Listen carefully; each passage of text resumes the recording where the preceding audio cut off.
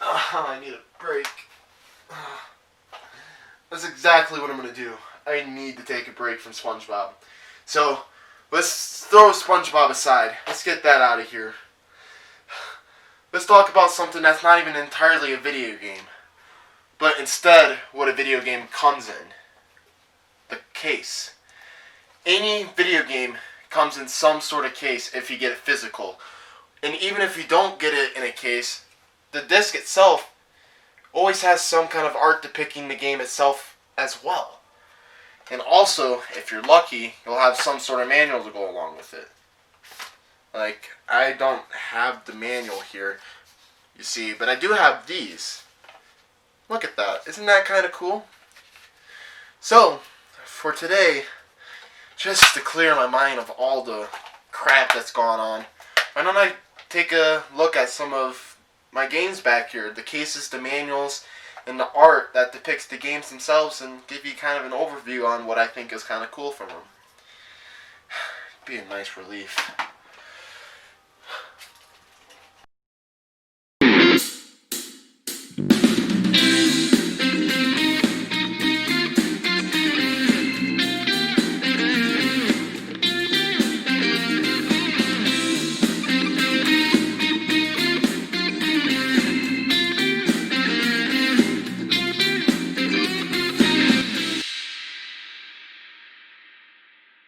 Alright, we're going to start with some Final Fantasy 13-2, then we're going to follow it up with the original, obviously. Then we're going to throw Detroit Become Human on here because, oh, look at that bland art. Then Fireman, baby, look at that crap. Then we got some Twilight Princess, and we're going to wash that out with Skyward Sword. Then we got Super Mario Galaxy, but you can't have the first one without the sequel, obviously. And then we're going to throw some Devil's King on there. Look at that handsome man. Then we got Super Mario again. Look at the sunshine there. Then some Mojo Action, and we got Vex, Screw the Princess, Save the World, Kingdom Hearts, we save all those hearts out there, baby. Tony Hawk's Underground 1 and 2, yeah! And then Nano Breaker, look at that handsome man. Then, oh, get that out of the way. Then we're going to throw some Finding Nemo, Truth or Square, the movie game, Battle for Bikini Bottom. But last and not least, we're going to throw the rest of this junk right on there. See, look at that.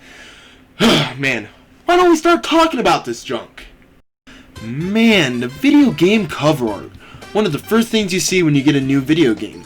So many memories were had when my mom drove me to a local GameStop to buy a new video game for me to enjoy, and I would always immediately open the game case to get a taste of the adventure I was going to jump into. The manual, the disc, all wrapped into one big bow that is the case and cover art. This was the routine with any new video game I got, along with the stuffing of my face into a cheeseburger and fries from the good old clown himself. Sometimes, the action of opening a new game is the most memorable part of a new game. The SpongeBob movie game, Battle for Bikini Bottom, Truth or Square, all pretty decent games, cases, and manuals, but my stupid brain is like, look, Finding Nemo, remember the first time you got that game? And I immediately regained my self-doubt from looking at Marlin here. He looks like the kind of guy that just got dragged to a party when he would rather be at home eating his Cheetos and playing some RuneScape. Oh yeah, baby, let's go! Hey, look, it's an adult. What game you got there, sir? Oh yeah, it's Hello Kitty Cruisers for the Wii U, baby! Ha ha, yeah! Interesting. Anyhow, you excited to pop that sucker in? Are you kidding me? No, I'm just gonna put it up here on my shelf to admire before going to my interview here in a bit. It doesn't get any better than this. Look at that art. That's magnificent. Look at her coming right towards you. Oh man, that is great cover art right there. And look at the logo. This is a piece of art. But I got something that's better. Yeah, I certainly do. Yeah, baby. Yeah. Which reminds me, I should probably continue getting myself ready for my interview here. I find myself getting a new game I've been wanting for quite a while, just to throw it up on the shelf to collect some dust. But hey, I can at least occasionally walk by it, remember it, push it off again, unlike with the dreaded thought of the digital media. How am I supposed to admire some Tony Hawk's Underground when that's digitally downloaded to my console, man? I'd have to turn it on every time. This is a pretty big topic in the game collecting world, digital or physical. Whilst I personally will always be the man of class and request my games to come on a silver platter in a glorious case, I understand the arguments from both sides here. Physical takes up too much space, digital is monetarily unprofitable, I can't admire my Tony Hawk's Underground No. 2 copy, all very relatable reasonings. Tony Hawk's Underground 2, baby! But I just can't get behind the idea of not having physical media when the option is available, because I feel a better sense of satisfaction behind owning something physically. I feel like it's legitimately mine, and that is all due to the cases and manuals games. Yeah, most games nowadays don't do diddly squat with manuals anymore, which is a sad reality to be in. What multiverse did we have to enter for the existence of these wastes of paper to disappear? Well, this one. It's so sad to see a game so revered such as Mario Odyssey and Breath of the Wild just lay bare to any manual. Both of these games have astounding cover arts. Breath of the Wild with Link looking over the barren lands of Hyrule as it lays in shambles from cloudy Ganon's rage and fury, and Mario Odyssey's looking like a travel brochure for the world, and the logo itself having Cappy shooting out from it and having a globe in it. Both are very clever and pull off what they're trying to tell amazingly, but come dry with no manual. They do try to spice things up by having some art in the inside though, which I absolutely love what they did with Odyssey here, having the lyrics to Jump Up Superstar. But it just isn't the same as skimming through a manual and seeing fantastic art like this one from Dead Revolver. Man, what the heck happened to the manuals, guys? That was easily one of the best parts when it came to getting any sort of brand new video game from any sort of major retailer or video game store out there. It was always a blast to be able to explore what the manuals had to offer for you. The manuals could easily have the story in there. It would always tell you how to control the game. You could use it as your freaking last will. Manuals were awesome, and now you don't get anything. You get nothing. Like, what the hell? That was easily the best part, and now it's just gone. And I know it's because it's the digital era. You can just look it up on the internet. The internet will tell and show you what it is. But that isn't as fun as opening up the case, ripping off the plastic, and being indulged in what the manual could offer. It could offer some unique aspects to it that you wouldn't immediately see on the internet when the game releases. And I know there's still some companies out there that still offer a manual like limited run games. They always include some cool shit with their games. But, man, this is just leaving me completely in shambles, man. So I'm going to go back. I'm going to go back to the past. I'm going to explore some past cover arts and manuals. And I think I'm going to start with just the right one. You see, I heard that there was this theory going around that in older houses like the one I currently live in holds an old video game console within its walls. And we recently tore one down. And I think I can find it. See, what did I tell you guys? The old NES, the Nintendo Entertainment System. Oh man, and sometimes you even get lucky with a game already in there. Look at that. So why don't we talk about the game that's right there? Don't you ever just look at a cover art and question why? That's what I do every time I decide to pick up the Mega Man 1 cart here. Every time I pick up this cart, I always have to just drop it in disgust. Ugh.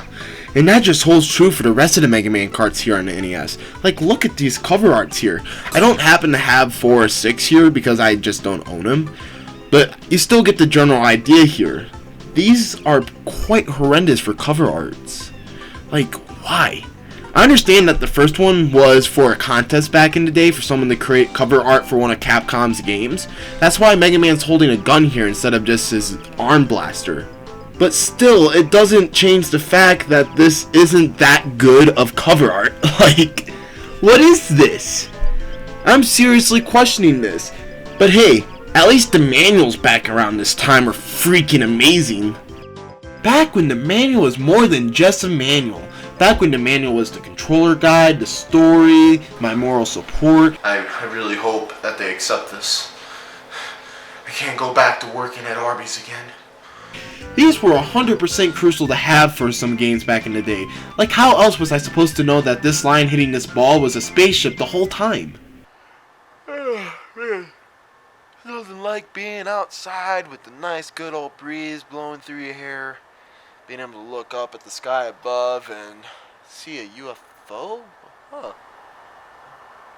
Interesting. Like, look at this one right here of the Adventure of Link. This feels like I'm reading a mini book on the game rather than a manual to help me get started. And that's an amazing feeling to have. But even after the necessity of having a manual went away, it's still nice to open up a case and see a manual to indulge myself into. But even when they don't have one, at least I can have a great cover art to look at, right? Well, not when you get a case like Detroit Become Human. Whoever created that Detroit Become Human artwork must have gotten ready, forgot to put their socks and shoes on, and said, "Son of a bitch!" Then they got to the meeting, looked around a little bit, stupid nervous, started questioning their idea. I'm actually very nervous. What if they don't like my idea? What if they don't like what I created here? What if they don't take it and go with it? What if I'm just thrown back out into the streets? Oh God, I would have to work at Arby's again. I can't do that. I can't do that. There's no way I can do that. There's no way.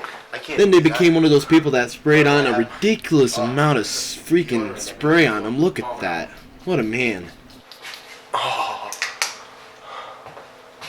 Alright. We're good. We got this. It's a splendid idea. There's no way that they won't like this.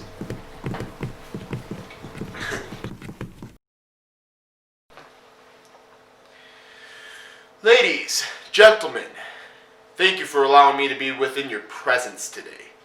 It is absolutely marvelous to be given this opportunity to present such a fantastic, marvelous, splendid idea to you guys today. One that will easily revolutionize the video game cover art industry. After seeing what I've created right here, you'll never be able to go back. And anything that precedes this will always fall that much short. They will never be able to capture the true beauty of this work of art. Now, I hope you all are ready for this. You're all already seated. I would make the joke, just you might want to get comfortable for the take a seat, but I can't do that. You guys are already all seated. But still, you guys aren't prepared for this.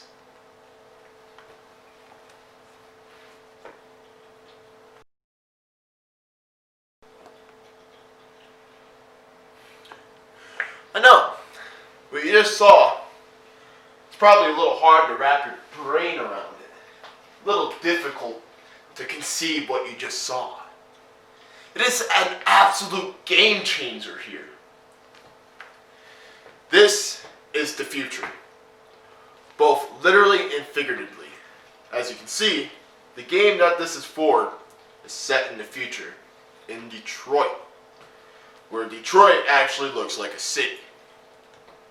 And as you can tell, this man is an android. You can tell with the creases here and everything. Really significant. This is fine art right here. Those creases that tell you that this is an android, you aren't going to get this fine piece of magnificent art anywhere else. You'll only see it here, man. Only here. You won't ever get to experience something like this again. Unless you guys help me bring forth this new idea. Bring forth this wondrous thing. Bring forth a new age of video game cover art. The choice is yours. That cover art doesn't look good at all. The background just looks like a normal city. Just a city? Yeah? That is the future there. That is future skyscrapers. You can't knock shit on those. I can knock shit on those look horrendous. Okay, fine. But look at the magnificent amount of detail in that guy's face there. You can't tell me that's not significant of something. No, it does not. I could have came up with something a lot better than that within an hour. You should be very disappointed in yourself and should never try to attempt to make another cover art ever again. Fine. My art is not good for you guys anyways. Man, to think I actually took some effort to put this on. Now, what is this cover art trying to tell me? What is it trying to make me feel? What is it trying to invoke in me? Is it trying to make me relate to the android's eye with a sort of background there? This is horribly done. I'm seriously confused by this. And look at Spidey here. This is a phenomenal game that everyone should try if they're able to. But this cover art is horrible. I feel like I'm a bull looking at this cover art.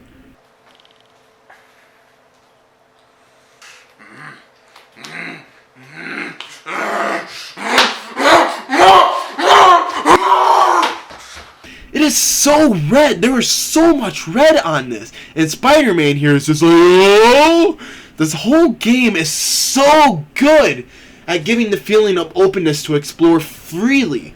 Why not throw him in a cityscape background? It would have solved this tremendously. Any sort of art is supposed to convey an idea, to invoke some kind of feeling into the person looking at it, and also to look very visually pleasing on the eye. That's why I settled onto this logo I made back in middle school. I really like the simplicity that is behind my logo.